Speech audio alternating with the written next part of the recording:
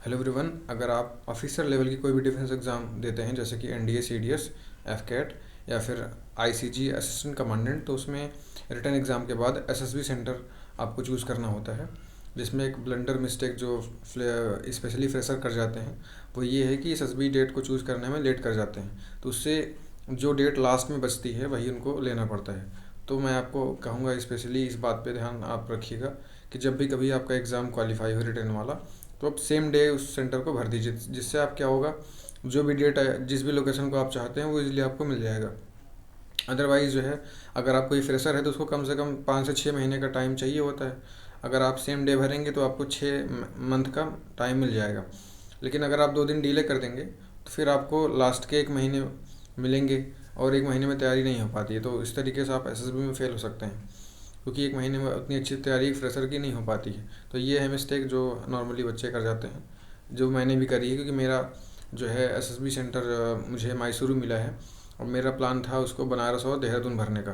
तो बनारस देहरादून जो है, जब मैं 2 दिन टाइम निकाल दिया अपना एसएसबी सेंटर डिसाइड करने में, तो सारी सीट्स उनकी बाद वाली भर गई। क्योंकि अपने पास ऑप्शन होता है, जब रिजल्ट आता है तब से लेकर के 6 महीने तक का ऑप्शन होता है आपके पास डेट चूज़ करने का। उन 6 महीनों में आपके पास जो डेट दी गई है उनमें से आप कोई भी ले सकते हैं। तो लेकिन अगर आप 2 दिन डिले कर देंगे, 4 दिन का मैक्सिमम टाइम आपको मिलता है भरने के लिए इस एसएसबी सीट को। तो अगर आप 2 दिन वेट कर लेंगे तो बाकी सीट्स सारी भर जाएंगी। तो जो बचेगा अल्टीमेटली 1-2 सीट्स, 1-2 लोकेशन पे जो भी बचेगा वो आपको एक्सेप्ट करना पड़ेगा। तो मेरे केस में क्या हुआ कि एसएसबी मैसूरू बचा हुआ था और गांधीनगर बचा हुआ था। तो गांधीनगर में तो आपको पता होगा सीपीएसएस है नहीं, तो मुझे जो है मैसूर लेना पड़ा, जो कि काफ़ी दूर है। तो ट्रैवलिंग कॉस्ट काफ़ी आता है। ऑल्दो यहाँ पे जो पैसा है ट्रैवलिंग अलाउंस वो आपको वापस मिल जाएगा, बट ये है कि अदर चार्जेस भी एक्स्ट्रा है वहाँ पे रहने का, थोड़ा कॉस्टली पड़ जाता है, आपको पता होगा। तो ये सब मिस्टेक हैं जो आपको बिल्कुल भी नहीं करना है।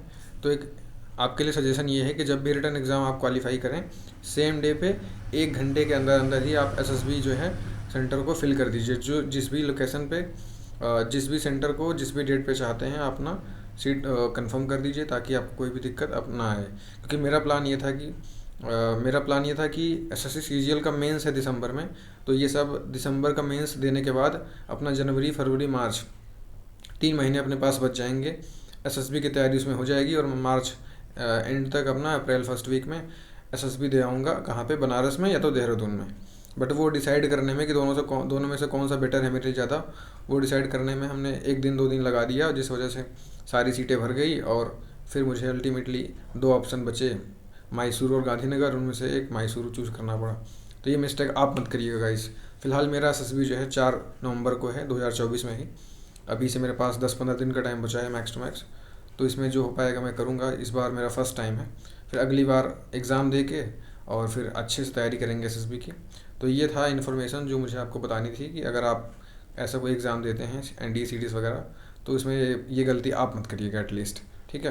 क्योंकि आपको पता होगा विवेकानंद जी ने कहा है कि हमारी लाइफ इतनी लंबी नहीं है कि हम अपनी ही मिस्टेक खुद करके अपनी मिस्टेक से सीखें। ऐसे में बहुत आपको टाइम चाहिए होगा। तो बेटर है कि आप दूसरों की मिस्टेक से सीखें और उसको अपने लाइफ में इम्प्लीमेंट करें, ताकि आपका टाइम बच सके और आप कम टाइम में अपने लक्ष्य को यानी कि अपने टारगेट को पा सकें। तो गाइज़